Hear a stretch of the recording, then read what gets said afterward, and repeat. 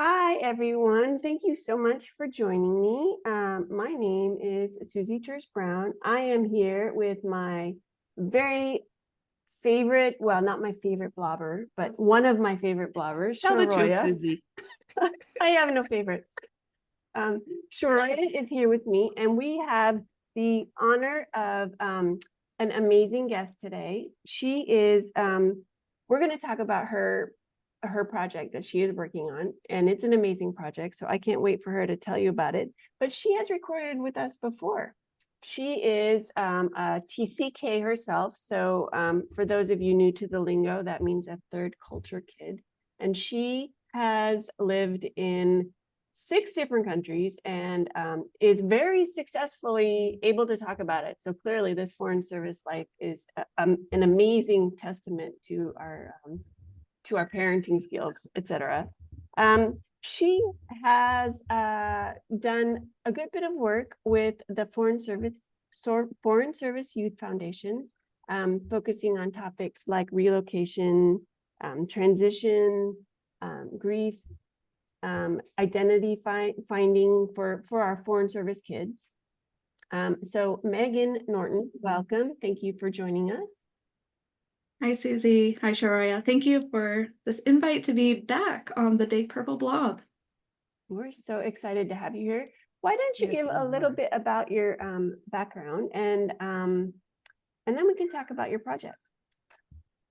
Thanks. Yes, as Susie mentioned, I grew up as a foreign service kid. We lived in 6 countries by the time I was 18, one of which was the US, but that was when I was really young in elementary school. So I returned to the US for university when I was 18, and I hadn't lived in my passport country for that many years. And so it was a bit disorienting with saying, for years I was American, but coming back to the US, what did that mean?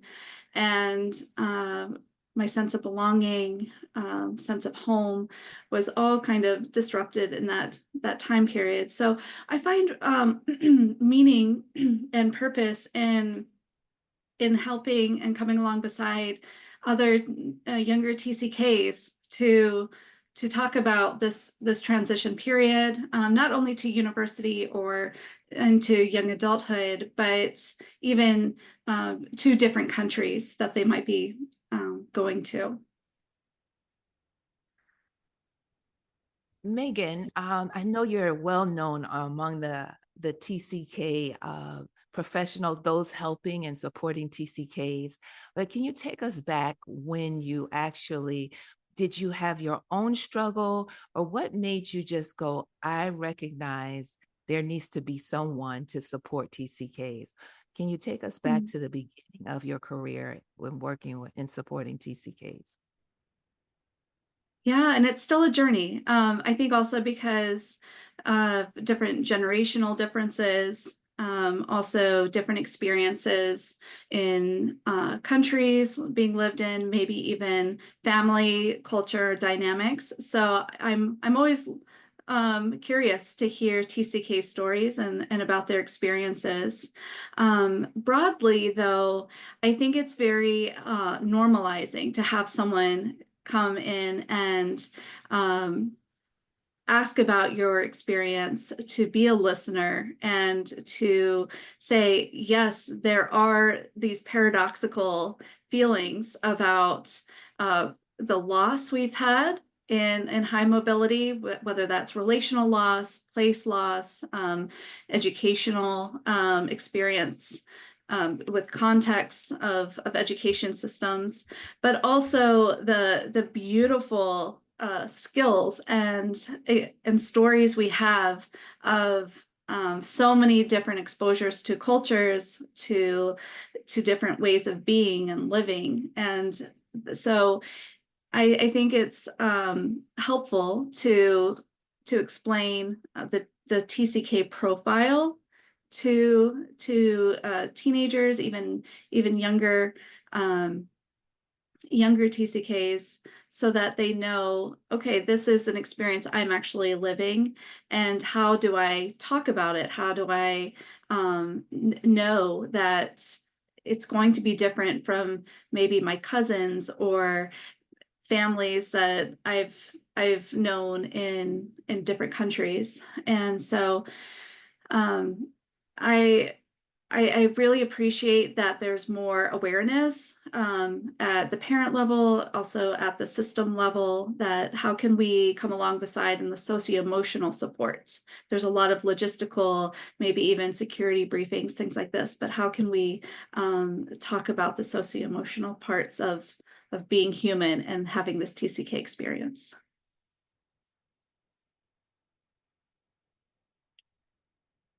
Well, I am for one, as a parent of three kids in the Foreign Service, I feel like um, these conversations are so important, and oftentimes, especially here, it's funny how many families we have here at this post that are their first time overseas, and they have their young kids, and they're like, well, we see you and your kids are older, and so how did you get there? And it's like, well, I mean, I can tell you about our journey and what we've done. This works for us. It won't necessarily work for you. And so anyway, I appreciate these opportunities for people to share stories, your story, your project. I'm sure will bring up a lot of stories, and people can pick what they feel will work best with their family and their makeup, their personalities, etc.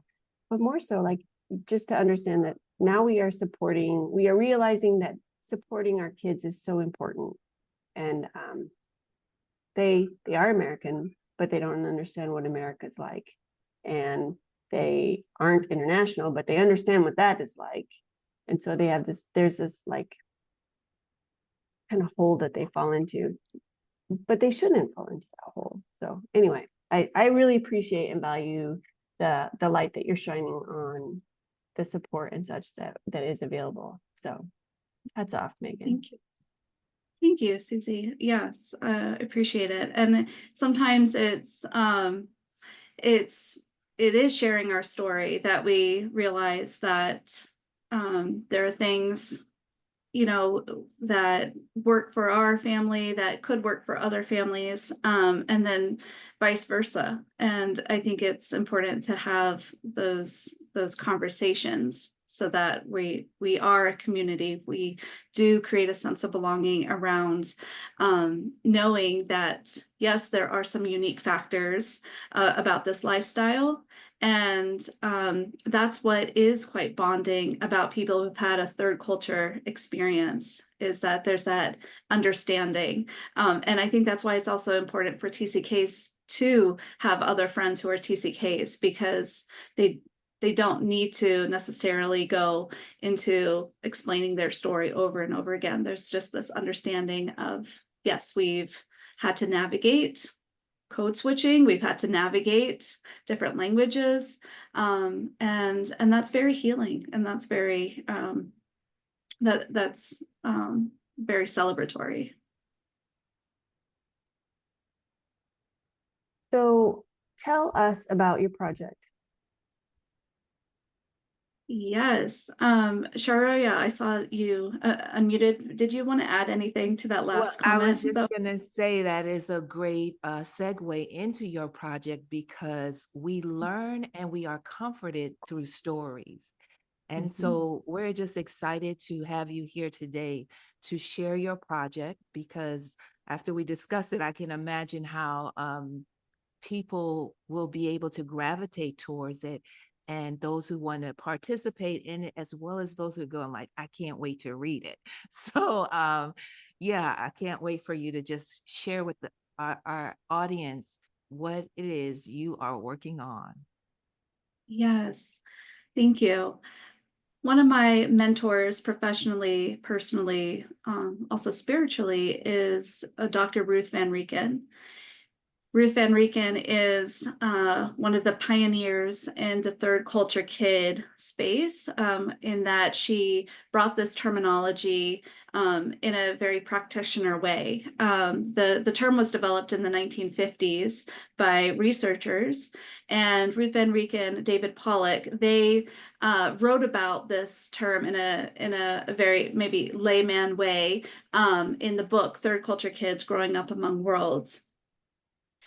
Ruth Van Reken co-wrote this book with David after she had written her first book called Letters Never Sent. Letters Never Sent is formatted in a series of letters that she has written to her parents. And it was a therapeutic way for her to reflect back on her childhood.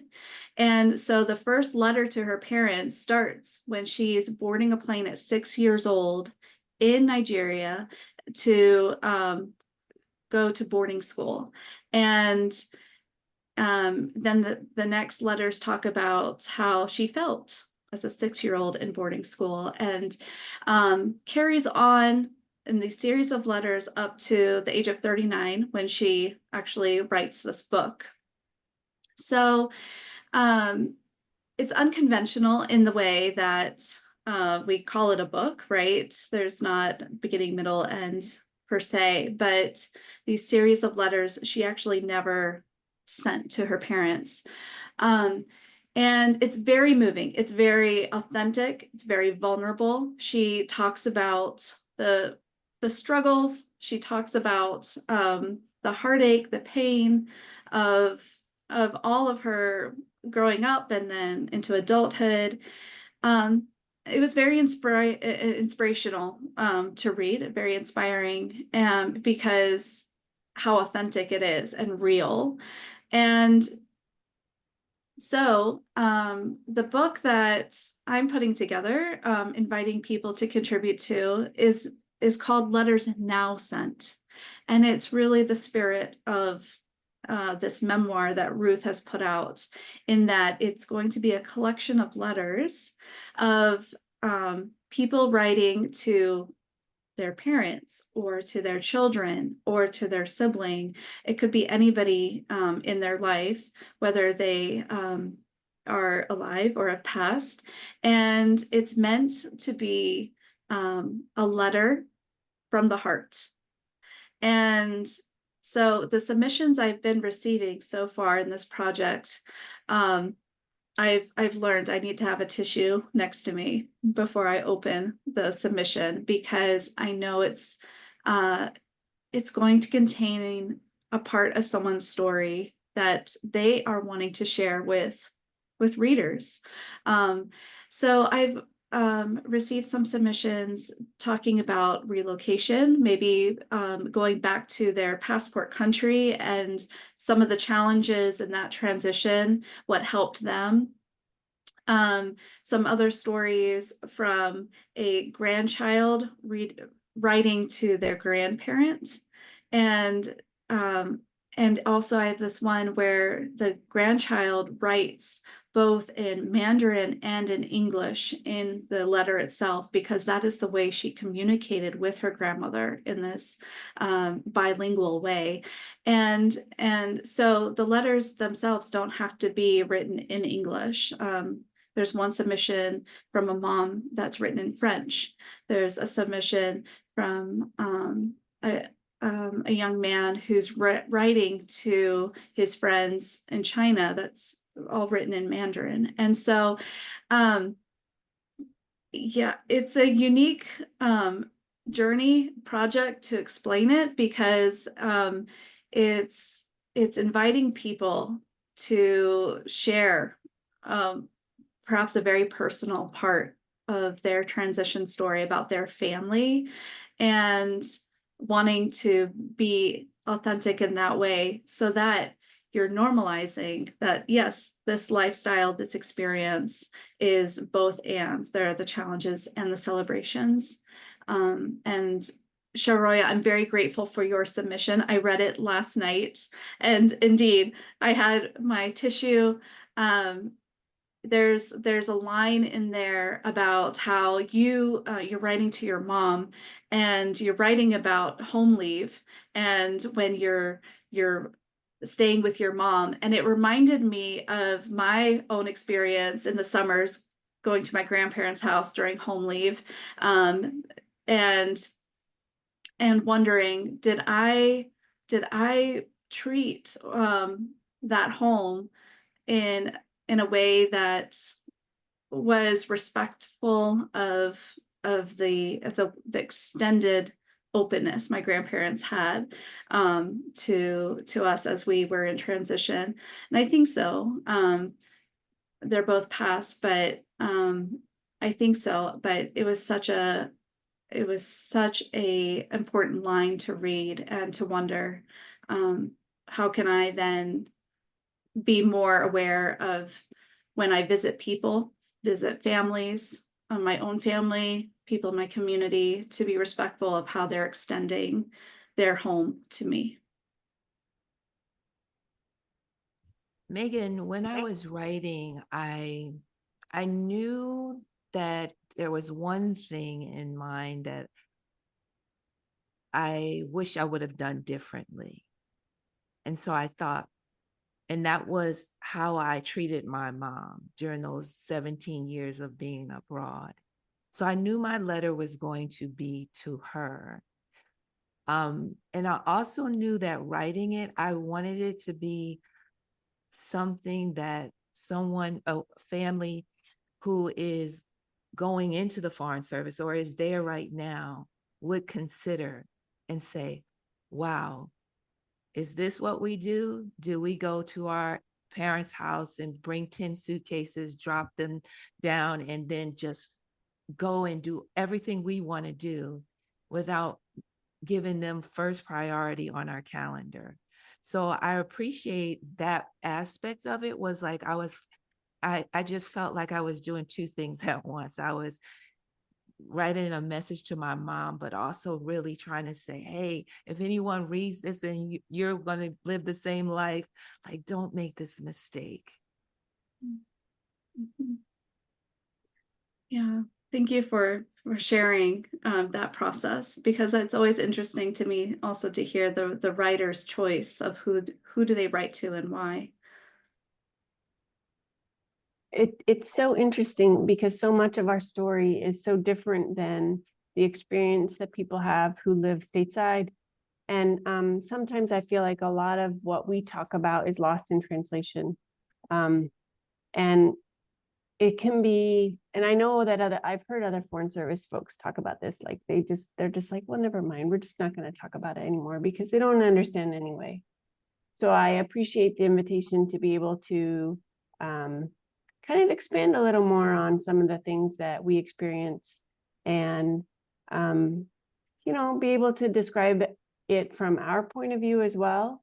I mean, we've all been on home leave. We've all arrived with our 10 suitcases, and we've all filled the time with medical appointment, friend this, college visit that, or whatever. And we don't ever think about like, oh, but we're also a guest, and we're there for a long time, right? With all of our stuff, and we usually show up with pets as well. So we're like the worst guests in the whole wide world. And it's just, kind of understanding what that looks like from the other side. I think that's, and I know Sharoya's letter, I'm sure, is very powerful and well written. So I since reading about your project, I've been thinking about, I want to write a letter. Who do I want to write the letter to? And though I really love to write, I tend to write too long and too much, and use too many words. So what are some of the like specifics and parameters? Do you have any restrictions isn't the right word, but like suggestions for length? And obviously you're not picky about language, but I'm assuming you don't want to have to put like little Scooby-Doo letters in there to cover up any sort of profanity. So like, what are the guidelines? Yes, yes, thank you. This is often a question and also a comment that I get from people who are interested in that when they start writing, it never ends. It seems to be, it is a therapeutic tool, and in fact, I'll have a few therapists write from their professional perspective how this is a wonderful processing way to either even if you don't send the letter for your own sake of healing and understanding what's going on, but for the sake of this project, about 1,200 words would be the max for a submission. And I've gotten varying lengths to that, but also one that's about 500 words, and it's very concise in that regard, saying what was difficult, what was helpful, emotions, and and so I would say not to delete anything from your original letter. Those are real, raw emotions. And then I would suggest editing for this project down to 1,000 words. And then if you're able, I would suggest sending the letter to whoever you write it to, because it can be very powerful and actually snail mail, like legit send it through the mail, not email or text message. And so that's a invitation I have for people. Also, if you don't want to put your name, if you don't want to put the name of who you're writing to in the letter, it is completely fine to be anonymous. I'm getting some submissions that just sign off the letter as dad or mom, and that is completely fine. And what if we think we're not good writers? I think everybody is a good writer. So that's not the point of this project, of this invitation, whether or not it's good or bad writing. I'd like to reframe that into saying it is so powerful to hear the different voices and perspectives authentically coming through in these submissions. Um, and and so it's very personal in the way that we write letters and cards to our family members. So I think it's really fascinating to see the different writing styles that are coming through. Some letters are just two word sentences, and some are longer. So I'm not doing the editing of these letters, whatever is coming through. Maybe they're minimal things I'll suggest, punctuation and whatnot, but I'm not going back to the writer and saying, can you expand on this? Or this doesn't seem like a big deal. Or no, I want to honor whoever submits. I'd like to read their story and consider it for this collection. Megan, I would like to share a few things that I did to try to get this letter out, because it took me a while, right? It's like, okay, now what? What I understand this project, or took me a while to really just take it all in. Like, I had to shift from I'm writing a letter for a book to I'm writing a letter to someone I have something to say to. Yes, that's So I helpful had to to leave the project, let that be, and go like, who do I want to say something to and what? And once I was very clear that I wanted to tell my mom that I apologized for the way I treated her while I was gone for 17 years. then I decided, okay, because I feel like to go from my head to my heart, I normally close my eyes and type. So I probably did that for like 5 minutes and I came up with the whole letter. And then I Mhm. just let it sit. And then maybe a week later, I came back to it. And it was so authentic that I did not even, I put it in Grammarly. I did not use AI to rewrite it. I just wanted to stay in my voice, just, not pretty it up.